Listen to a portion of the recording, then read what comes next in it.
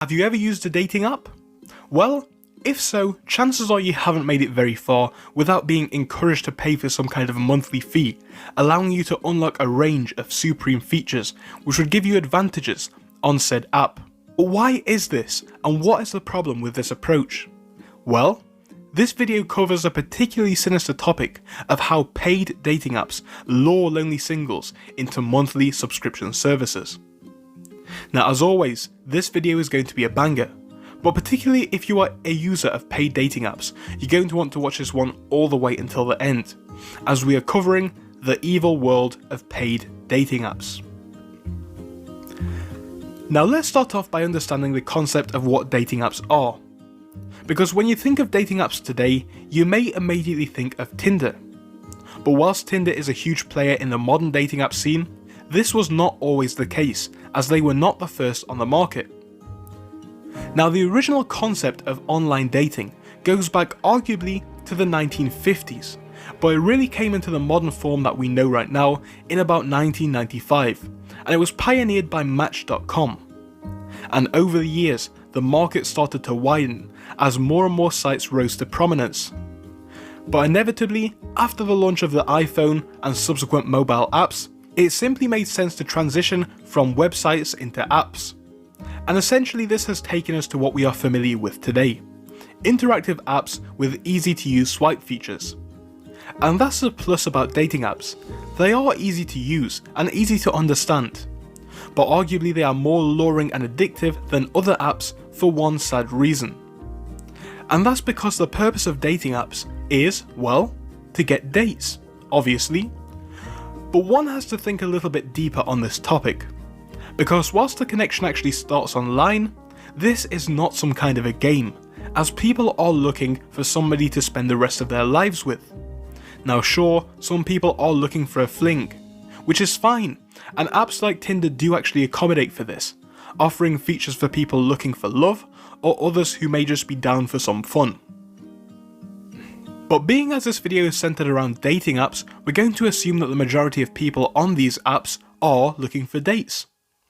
So let's have a look at where the problems start to come in. Because there are many problems with dating apps, but paying for dating apps will give people better luck, right? Well, the truth is actually incredibly far from that, as it is very hard to have any luck with dating apps, especially if you're a man. And there is one simple reason for this.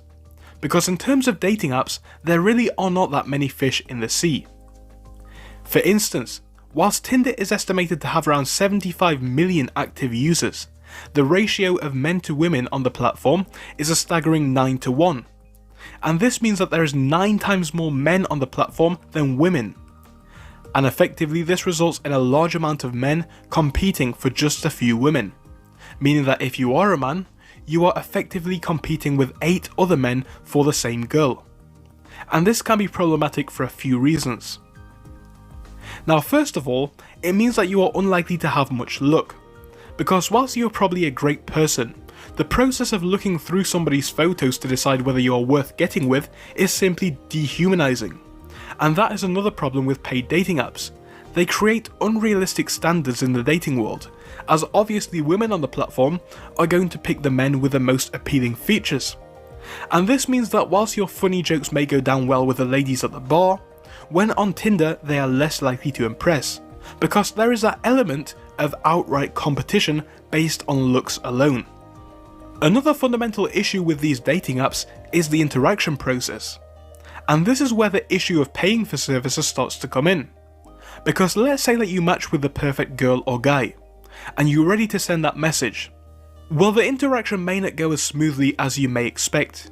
Because the thing is, people are not like they are in real life when on the internet. Because in a real setting, saying hello to somebody would probably dignify a response, allowing you to build a conversation from there. But if you were to do this on a dating app, you would be likely to be aired, as once again, this may be poor but usable in real life, but when it comes to competition with 8 others, your response may not be as appealing or funny as you would have first thought. When in competition with 8 others, your response may not be as appealing, and you only have about a 1 in 9 chance of being the funniest and most attractive person to send a message. And dating apps know this, but they have a key way to keep you interested. Because they say, don't worry, once you've had enough of the app, you can switch to a different, new, pioneering platform, right? Well, to be honest, most of these apps are owned by the same people. Remember earlier when we spoke about Match? Well, that's the brand behind OkCupid, Hinge, Meetic, Plenty of Fish, Ship, and Our Time. And that same brand is estimated to be worth about $37 billion as of today. And that's the thing about dating apps. Most of them are branded differently, but ultimately owned by the same few brands. And all of these brands have got this game down to a T. Because they completely understand how to get you hooked. Because dating apps literally pull on the very heartstrings of people who use them, as nobody goes on dating apps to check the news or weather, because they are simply looking for love and a connection. And whilst we are not going into the psychology of dating in this video, we know that these apps are predominantly being used by men, and these apps know what their customers are looking for. So they give them a glimpse of what they could have, giving them an insight into premium features. And all of a sudden, premium looks even more appealing. Look at how many matches there are. Look at all of the extra features one can get. It's a very appealing prospect, and many people therefore end up purchasing the premium, as they are looking for a date. And perhaps they will get somebody. But at the end of the day, dating apps are like continuously jumping through hurdles. Because sure, you may be on a free one, but premium makes it easier, so you might as well pay. And then yes, once you are on premium, you may be getting more likes, but now you have to try and get a response in a crowded and competitive market. And then you may get a response, but you have to keep the conversation long enough to get the other person to know you. And when you do get to know them, will they actually meet up? And more importantly, will they be the one? And this is a problem with dating apps. There are so many extra hurdles to jump through, and the services that provide these apps actually know this. They're able to give themselves a recurring stream of revenue by offering subscription-based services, allowing them to boost their own profitability, all whilst knowing the chances of you finding somebody, especially if you're a man, are very, very slim.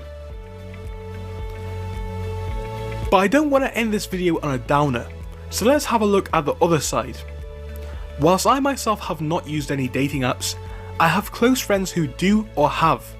And as a matter of fact, a good friend of mine actually met his new girlfriend on one of these apps just a couple of months ago.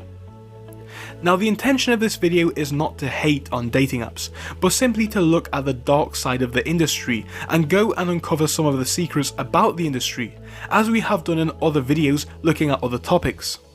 So I hope you did enjoy this video. Of course, if you did, do help us out by smashing the like button and subscribing and sharing it with a friend.